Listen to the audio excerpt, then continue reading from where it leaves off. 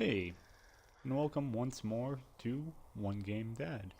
I'm Gregory Placi, and this is my podcast slash vlog slash live stream. Well, it's a lot of things. And today I'm playing Firewatch, a gorgeous game from Campo Santo. It's one that I really can't stop thinking about, which is why I'm back here in free roam mode. Not just to show off the game, but because it gives me a lot of things to talk about.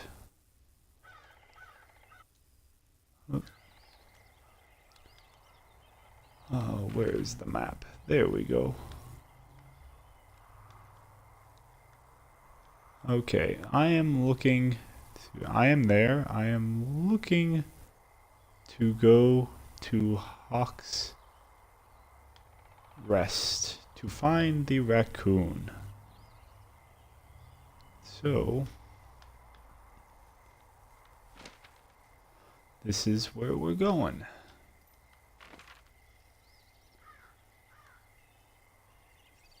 Oh, wrong direction. We need to go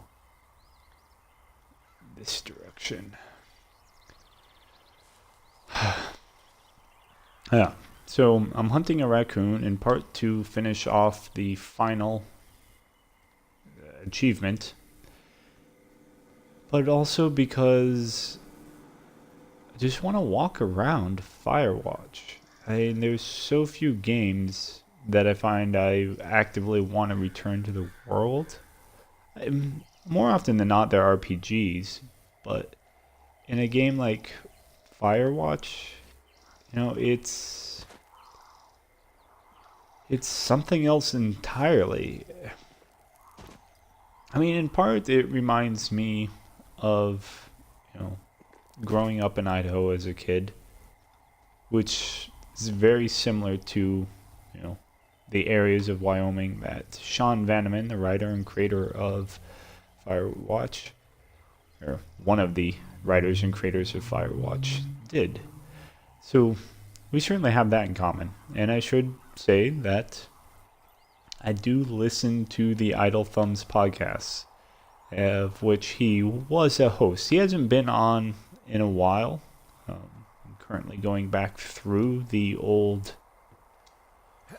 episodes, in part because I have very little else to do while taking care of the kid. And it's, it's that itself is an interesting podcast. But Firewatch, the little that they spoke about its development during the podcast, intrigued me. I mean, from the very beginning, the moment I heard that there was a game about about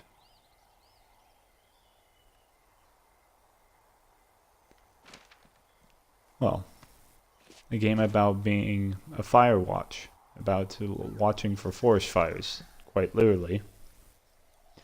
I was intrigued. Then there was the artwork. I mean, all of it has always spoken to me.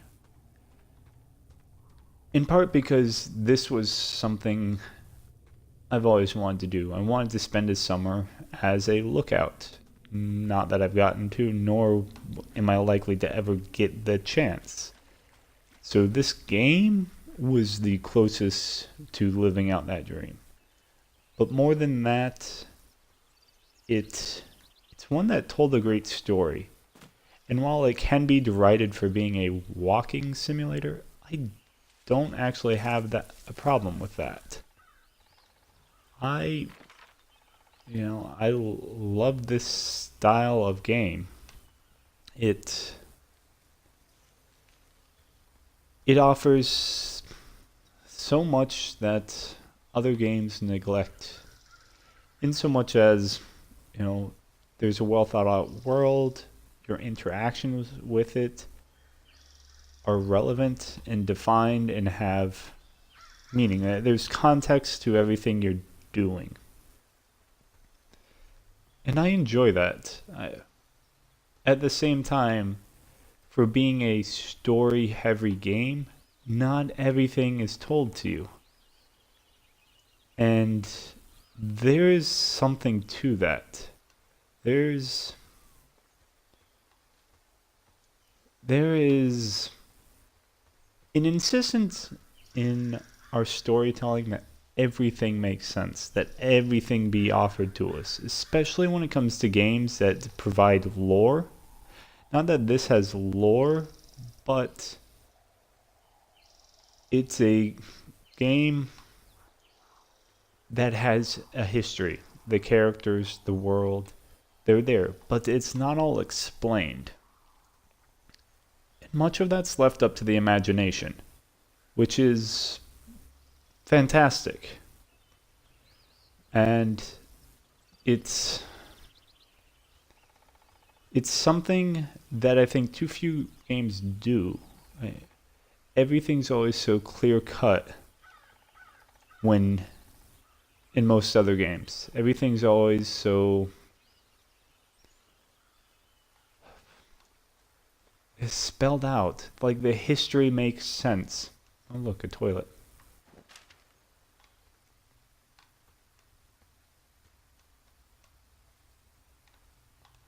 Oh.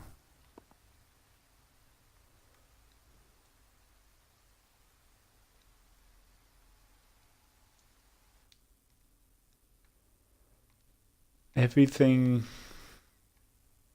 is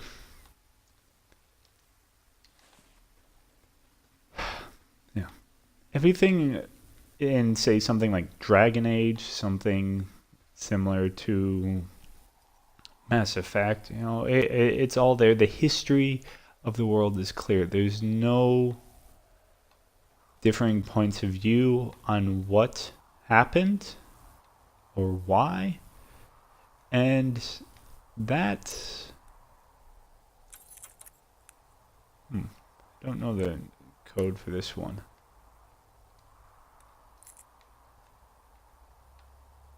And that history of the world is never very realistic in terms of the way our history operates. In that we have differing opinions, and I'm not talking about just like are we claiming something.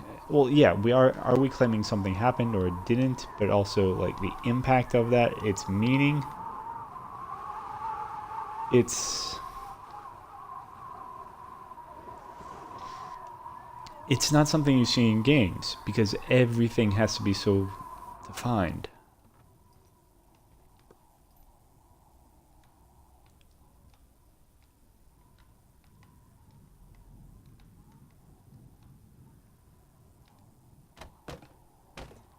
And I don't think it really lends itself that well to stories.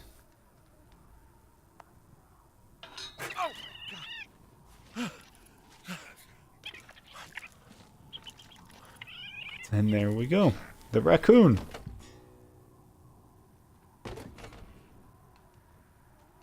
Yeah. Like that didn't have to happen. Okay. In the history of this game, in the stories of this game, I didn't find that the first time. I never came to this location. And that's okay. The game went on. I didn't get rabies. I never remarked upon the existence of this house, this point, and what it could all mean. But too few games are that way. And it's not that I'm saying there needs to be side missions in areas that aren't on the critical path, but there's a lot that happens in games. There's a lot that people expect to happen. they have that doesn't bear out. It isn't.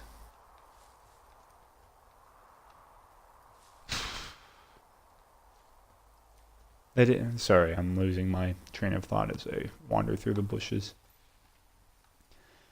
There's a lot that happens that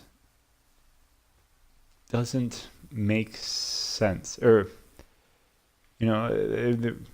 the saying goes that reality is always stranger than fiction because fiction inherently has to make sense. We need it to connect. We need it to be a cohesive story. And something like Firewatch or even Gone Home, Tacoma, while it does make sense, it's not as cohesive, as tightly knit as, say, something like Halo. And okay, Halo has its issues, and you can be like, well, why is this super soldier here doing this, blah, blah, blah, blah. You can have issues with the science of it. But what I'm on about is the idea that we get a whole story, we get a complete story from those games. Here, we do not. Here, we get bits and pieces over the days that you're a lookout. And that is fantastic. That's something I want more from the game. And I think it leaves a lot to the imagination in the right way. You have to piece things together.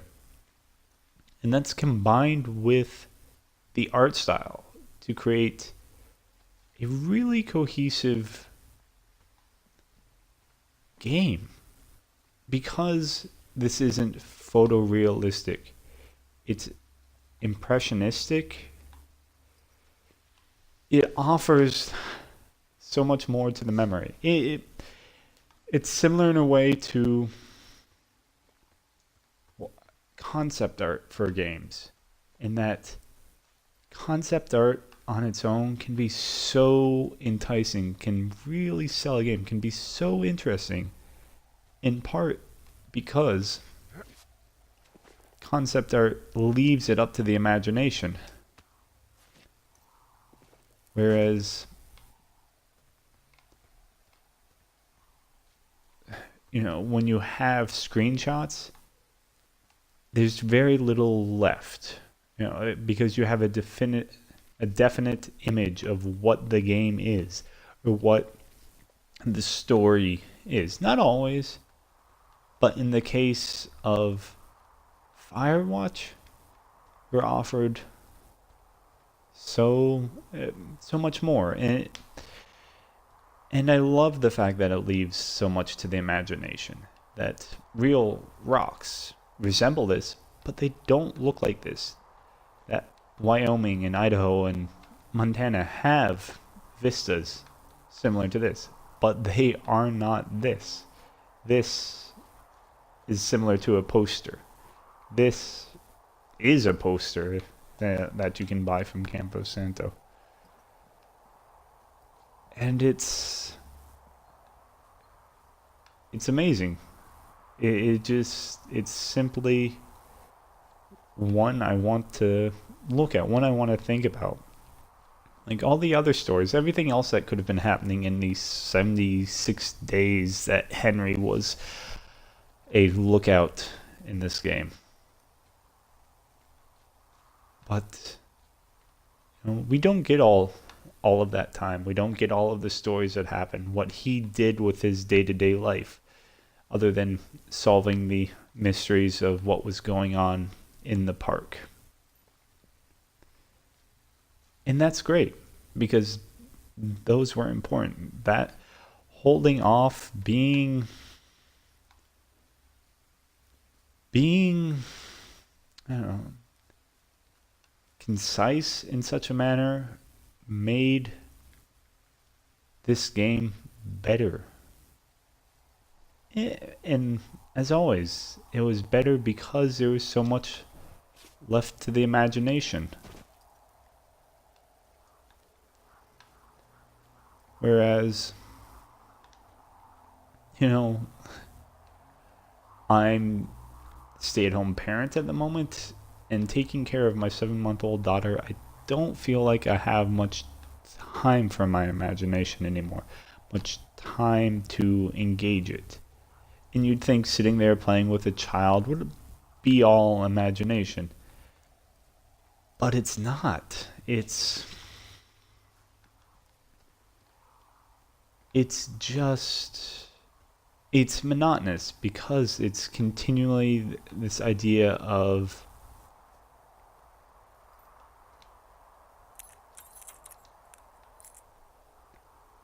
it's continually just moving from segment to segment, time to time. Is this, we're feeding. Okay, now we're playing. Now it's time to go for a walk to get her to sleep. And none of that's terribly stimulating. It's always just waiting until my wife gets home. And that doesn't do my imagination anything. It's not stimulating. At least not right now. Hopefully in the future that changes, as my daughter becomes more engaging and doesn't just want to crawl all over me. But for the moment, it's not doing anything for my imagination. And that really, really doesn't help. That lack of stimulation is partly why taking care of kids has never interested me. Yeah, here I am, and I'm doing it because it's my daughter. I never want to have to take care of other people's kids. And I look forward to the day where she and I, that's my daughter, get to do something, whether it's coloring or playing games beyond just her chewing on things because she's teething or trying to walk and hold on to a table.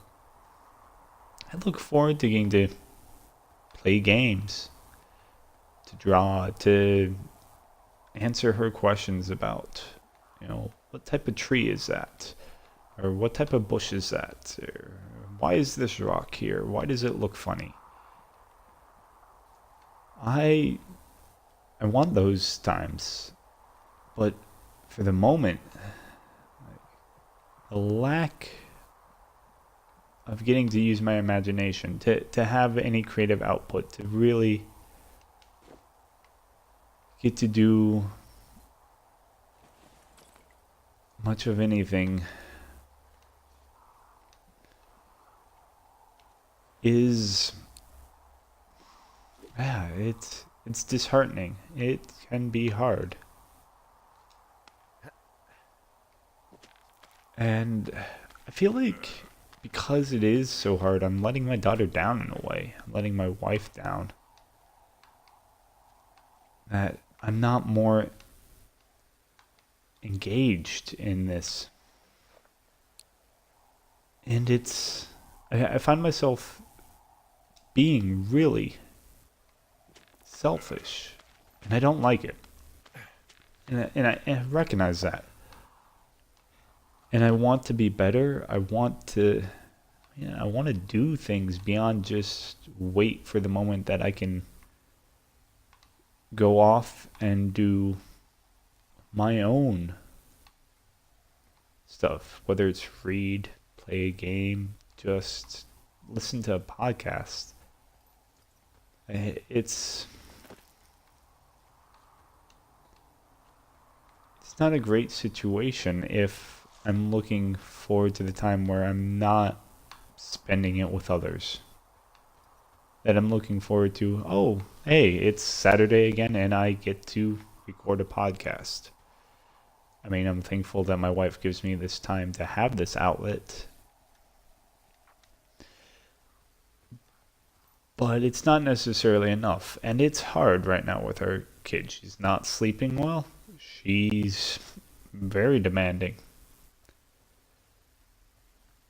And it's taking a toll. And not in a good way.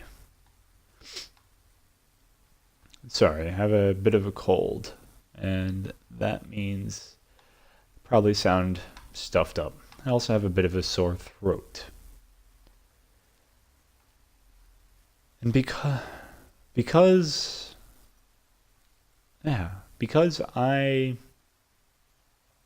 am not because I'm not enjoying the day-to-day moments, I feel regret. I feel like I should be enjoying the day-to-day, that I need to be thinking that, oh, these are the best times of my life, that there is something I'm going to miss. If not now, I know I will in the future. That upon returning to work, I'll be thankful for this time with my daughter, something my father never took because he was always working. And while I can say yes, I'm glad I get to do this, and I have no issue being the one to be the stay-at-home parent. It's not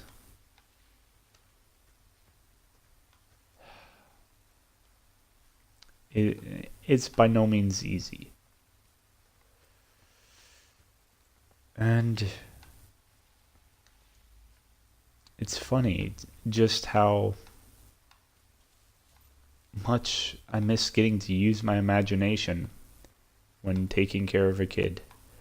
How much I just miss getting to do things and not simply feel like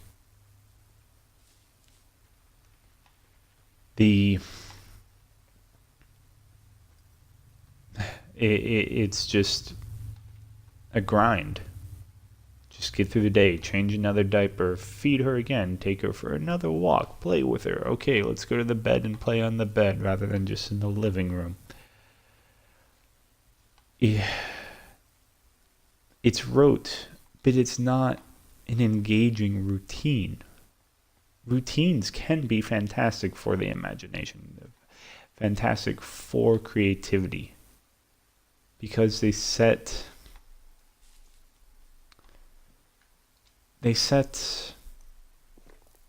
boundaries, and boundaries enable a lot to happen. It's why we have rules when we play games.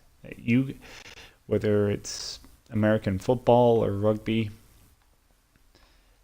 those rules are what allow creativity, allow plays and different styles of play to occur. It doesn't all have to be the same.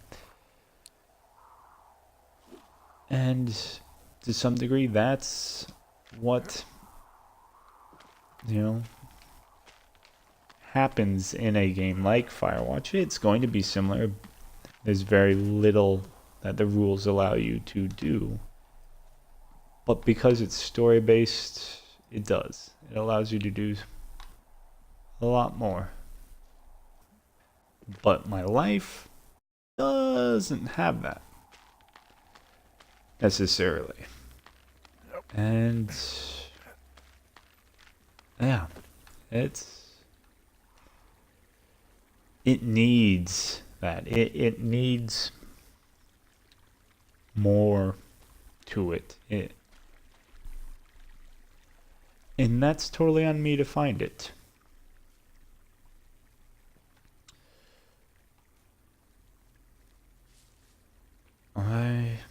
Yeah. But that's why I come to places like Shoshone National Park here in the wilds of Wyoming in Firewatch, because just getting to walk around, it's something different. Just getting to explore just getting to look at things that are in my memory and remind me of my childhood. Do a lot. Hell, even just getting to talk it out and have this podcast makes a difference. And it's why I'll keep doing it. It's also why I'm looking forward to the next game from Campo Santo. Just hope that it releases from the beginning on Xbox and that I don't have to wait for it. I mean, I'm glad this did come out for Xbox. But it sucks, these timed exclusives, when you're on the system that doesn't benefit from it. That said, thank you for watching. Thank you for listening. I'm Gregory Plagy, aka One Game Dad. You can find me on Twitter at OneGameDad or on Twitch at twitch.tv/OneGameDad. You can also find this video and podcast on YouTube at OneGameDad or on iTunes. As always, One Game Dad. Everything is just One Game Dad. I hope you enjoyed, and please, you can visit my website at One Game Dad to leave me any comments or critiques. I know I pause a lot. I know I say and like a lot, so need to remind me of that. But, anything you want to say, let me know, and please rate and review on iTunes. It helps share this podcast. Thanks for, I already said that. So now that it's getting to be evening in Shoshone, I will leave you with a view of the sunset. Have a great day.